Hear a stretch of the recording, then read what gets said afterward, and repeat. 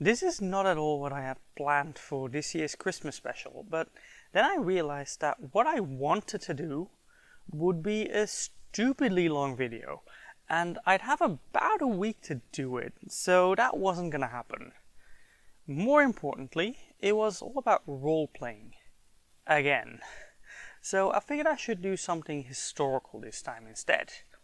So I asked some friends on the interweb, and someone suggested the Christmas mushroom.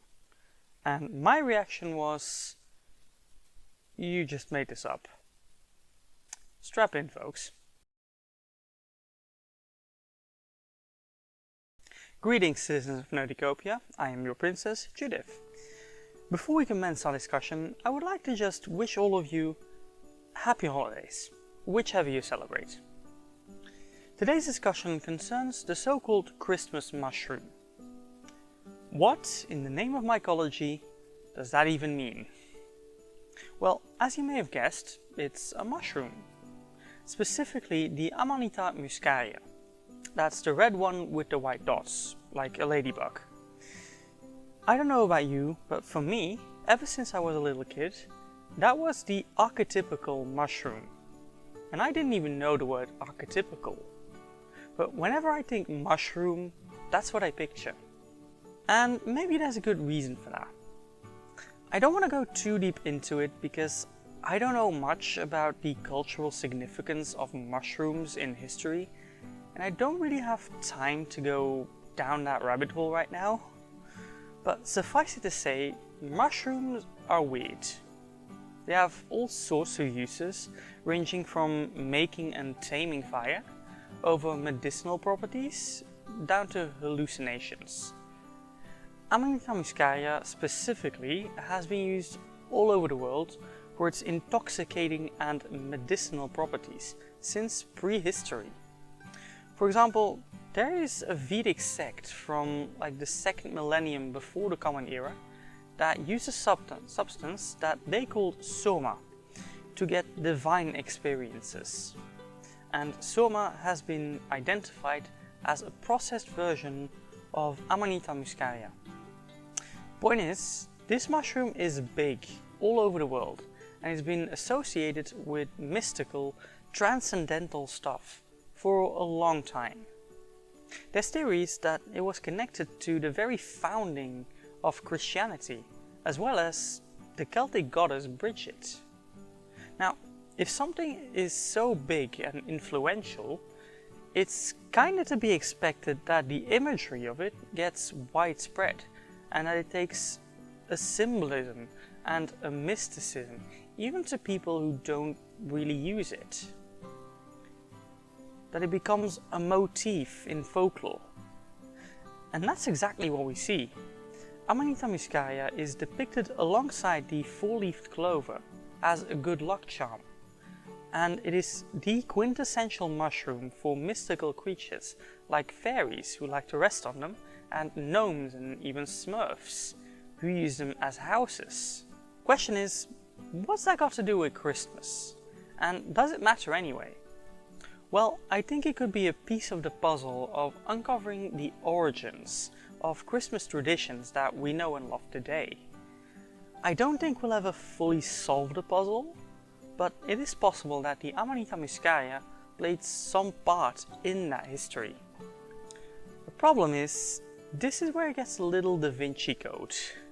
So first things first, Amanita muscaria grows underneath pine trees. Pine trees are evergreen and may even be connected to the tree of life, which already connects them to Christmas trees, and mistletoe and holly, the evergreens that people bring into their home around Christmas. Now, evergreens are there because they are evergreen. They don't lose their liveliness, even in those dark and lifeless times. So it's not hard to see the symbolism there. But I also think that it makes perfect sense that the Amanita muscaria, which grows near them and also happens to have a lot of symbolism and mysticism in itself, would be one of those Christmas plants. Is mushroom a plant? I don't know, you know what I mean. Like I said, the Amanita muscaria is connected to elves and fairies, which means they are connected to the Nissa. Nissa are basically gnomes from Scandinavian and Germanic folklore, and they are associated with Christmas. They are pretty much the origins of Santa's elves, possibly Santa himself, and I wouldn't be surprised if they were also the origins of the Yule lads. So when you're talking Christmas, Nissa are everywhere, which means Amanita muscaria is also everywhere. This is where it gets wild, because Amanita muscaria would often be consumed, not just by humans, but also by reindeer. In fact, it's pretty clear that humans would drink the urine of reindeer who had consumed the mushroom so they could get the hallucinogenic effects without having the lethal effects. It has even been theorized that that is the reason that people thought that reindeer could fly around Christmas time. Make of that what you will. And then there are the shamans. Shamans, from what I can find, were the spiritual leaders in pre-Christian northern cultures, and when Christianity arrived, Christian beliefs and traditions were merged with the local traditions. As I understand it, that meant that Saint Nicholas of Myra, among other saints, became depicted in that shamanistic context. Basically, the Christian Saint Nicholas became a pagan shaman. And that means all the symbolism, including the ones derived from Amanita muscaria, also became part of Saint Nicholas's iconography, and so down the line, part of Santa Claus. So what shamanistic symbolism is derived from the Amanita muscaria, you ask?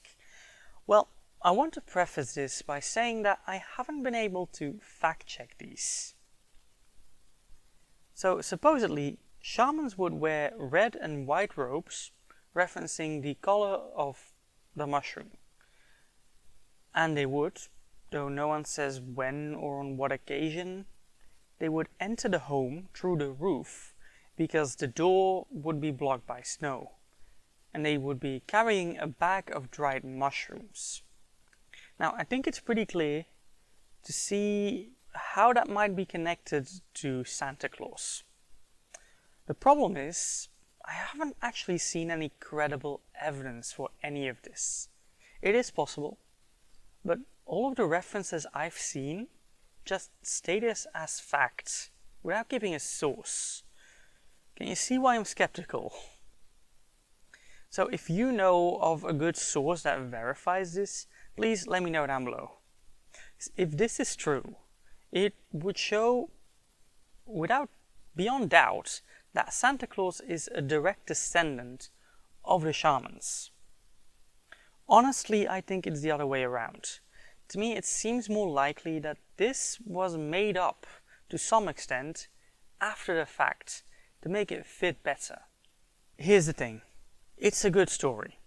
Christmas traditions being based on a mushroom somehow is a great story. And it makes sense. I mean, there are parallels, and it's very possible that those are not coincidental. But that doesn't mean there is a priory of Sion. I've seen several authors claiming that the symbolism and references to Amanita muscaria are everywhere. And I get the feeling that they mean that that was intentional, that someone in the know put those references there to herald back to some long-forgotten secret. And that is not how history works. Sometimes the curtains are blue because humans like the color blue. And sometimes Santa Claus is white and red because white and red look good. I'm not saying that the connections between Christmas and Amanita muscaria are imagined. I'm just saying that it's easy to read more into them than is actually there.